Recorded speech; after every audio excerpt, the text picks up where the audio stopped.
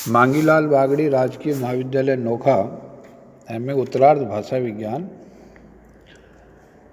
संबंध तत्व डॉक्टर अन्नाराम शर्मा सह आचार्य हिंदी। प्रिय विद्यार्थियों, हमने विगत कक्षा में संबंध तत्व के विविध प्रकारों को समझा था। आज हम संबंध तत्व के कार्यों पर प्रकाश डालते हैं।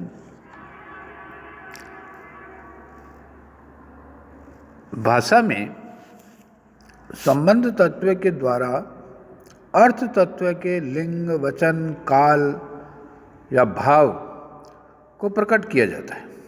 संबंध तत्व के द्वारा इन्हें किसी प्रकार प्रकट किया जाता है, वो आपके समक्ष यहाँ प्रस्तुत कर रहे हैं। पहला है लिंग। प्रायः देखने में आता है कि भाषा में प्रयुक्त अर्थ तत्वों के प्राकृतिक और व्यावहारिक लिंग अनेक बार भिन्न भिन्न होते हैं, जैसे दारा और कलत्र। ये शब्द प्राकृतिक रूप से स्त्रीलिंग होते हैं, किंतु संस्कृत में क्रमशः पुल्लिंग और नपुंसक लिंग है। इसी प्रकार के अनेक उदाहरण प्रत्येक भाषा में मिलते हैं। इसलिए यह माना जाता है कि भाषा में प्रयुक्त लिंग प्रायः कल्पित होते हैं, जिन्हें भाषा में प्रत्ययों या स्वतंत्र शब्दों के द्वारा व्यक्त किया जाता है। जैसे प्रत्ययों के द्वारा हम देखें तो संस्कृत में नद से नदी, श्रीमान से श्रीमती, गीत से गीता, इनमें ई, आ आदि प्रत्यय जोड़े गए हैं। और हिंदी में शेर से शेरनी, नाई से नाइन, पंडित से पंडिताइन, इनमें नी, इन, आइन ये प्रत्यय जोड़े गए हैं। और अंग्रेजी में प्रिंस पुल्लिंग है और प्रिंसेस स्त्रीलिंग है। ESS जोड़ प्रत्यय इसमें जोड़ दिया गया। स्वतंत्र शब्दों के द्वारा भी लिंग व्यक्त होता है। जैसे अंग्रेजी में ही गोट और सी गोट, वाशरमैन और वाशर वुमेन, इनमें ही, सी, मैन तथा वुमेन ये जोड़े जाते हैं। तो लिंग द्योतन के लिए संबंध तत्वों का प्रयोग हुआ है। दूसरा है वचन। संबंध तत्व का कार्य है कि वचन की अभिव्यक्ति करें।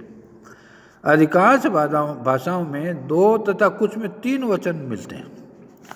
वचन का विचार संज्ञा, सर्वनाम, क्रिया और कुछ भाषाओं में विशेषण भी किया जाता है। वचन को प्रकट करने के लिए संस्कृत में एकवचन, द्विवचन और बहुवचन के सूचक प्रत्ययों को मूल शब्द में जोड़ा जाता है। जैसे संज्ञा पद है, एक वचन राम, धन, सु, तो रामे हो जाता है। द्विवचन में राम, धन, औ अगर करते हैं तो रामो हो जाता है। राम, धन, जस करते हैं तो रामा हो जाता है बहुवचन में।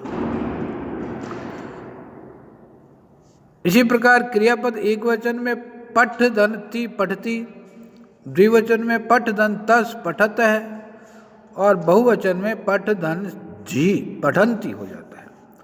कुछ स्वतंत्र शब्दों में भी बहुवचन का ज्ञान कराया जाता है। जैसे कार्य एक वचन है, कार्य जातम बहुवचन है। इसी प्रकार हिंदी में ए लड़के, औ अगर जोड़ते हैं तो लड़कों, यों जोड़ते हैं तो लड़कियों, ये प्रत्यय जोड़कर वचन प्रकट किए जाते हैं। अंग्रेजी में भी बुक है, बुक में एस जोड़ा या ईएस जोड़ा तो बहुवचन बन जाता है। बुक को बुक्स हो जाता है एस जोड़कर, और फिश का फिशेज हो जाता है। तीसरा जो कार्य है संबंध तत्व का, वह है पुरुष की अभिव्यक्ति। पुरुष सभी भाषाओं में 3 होते हैं। प्रथम, इसको अन्य पुरुष भी कहते हैं, मध्यम और उत्तम। पुरुष के द्वारा क्रियाओं में भी परिवर्तन होता है। इसके लिए भी संस्कृत में प्रत्ययों से काम लिया जाता है। इतना ही नहीं, पुरुषों में एक वचन, द्विवचन और बहुवचन के अनुसार प्रत्यय जोड़े जाते हैं। जैसे पठ धातु में ती, तह, इस प्रकार। प्रथम पुरुष में पठती एक वचन, द्विवचन में पठतः, बहुवचन में पठंती। इसी प्रकार मध्यम पुरुष में एक वचन पठसी, द्विवचन पठथः और बहुवचन पठथः, पठथः है और बहुवचन है पठथः। और उत्तम पुरुष में एक वचन है पठामी, द्विवचन में उत्तम पुरुष है पठावह और बहुवचन में उत्तम पुरुष है पठामह। हिंदी में स्वर व्यंजनों में कुछ परिवर्तन करके ही पुरुष का ज्ञान करा दिया जाता है, जैसे मैं जाऊंगा, तू जाएगा, वह जाएगा। तो इन कुछ स्वर व्यंजन बदल दिए हैं। अंग्रेजी में कहीं एक रूप में है, जैसे आई गो, यू गो। कहीं कहीं भिन्न रूपों में है, जैसे he is going, you are going, I am going. कहीं प्रत्यय जोड़े जाते हैं, आई गो, ही गोज। इस प्रकार समान तत्वों से पुरुष का द्योतन करवाया जाता है। चौथा जो कार्य है वो कारक का। विभिन्न कारकों को प्रकट करने के लिए समान तत्वों का प्रयोग होता है। संस्कृत में कर्ता, कर्म, करण, संप्रदान, अपादान और अधिकरण, इन कारकों के लिए संज्ञा, सर्वनाम, विशेषण शब्दों के 7, संबोधन को छोड़ दीजिए आप, 7 विभक्तियों में 21 रूप बनते हैं। इसके लिए मूल शब्दों में सुप प्रत्यय जोड़े जाते हैं। छठा कार्य है काल का द्योतन। काल 3 प्रकार के हैं, भूत, वर्तमान और भविष्यत काल। इनमें भी क्रिया की पूर्णता, अपूर्णता और भाव या अर्थ के आधार पर काल के कई सूक्ष्म भेद भी हो जाते हैं। संस्कृत में भूतकाल के 3 भेद हैं, अद्यतन, अनद्यतन और परोक्ष। इसी प्रकार भविष्यत के भी 2 भेद हैं, अद्यतन और सामान्य। इन सब सूक्ष्म भेदों की क्रिया में विभिन्न समान तत्व जोड़कर ही भाव प्रकट किए जाते हैं। संस्कृत में भूतकाल के लिए क्रिया के पूर्व अ जोड़ा जाता है, जैसे अभवत, अभूत है। और परोक्ष भूत में धातु को द्वित्व किया जाता है, जैसे बभू, पपाट, जगाम। हिंदी में जाना से भूतकाल में गया बनने पर अर्थ तत्व और समान तत्व दोनों इस प्रकार मिल गए हैं कि उनका पृथक पृथक ज्ञान ही नहीं होता।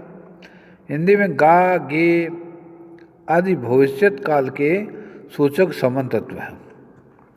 अंग्रेजी में भूतकाल के लिए प्राय ईडी और भविष्यत काल के लिए शेल और विल समान तत्व जोड़े जाते हैं। इसी प्रकार आज्ञा, विधि आदि के लिए भी क्रिया में भिन्न भिन्न समान तत्वों को जोड़ा जाता है। इसके अतिरिक्त संस्कृत में क्रियाओं के परस्मैपद, आत्मनेपद, इच्छार्थक, प्रेरणार्थक समान तत्व भी मिलते हैं। संज्ञा से विशेषण, संज्ञा या विशेषण से क्रिया विशेषण बनाने के लिए और निषेध और बहुलता प्रकट करने के लिए भी समान तत्व काम में लिए जाते हैं। तो इस प्रकार समान तत्वों से लिंग, वचन, पुरुष, कारक और काल का कार्य लिया जाता है।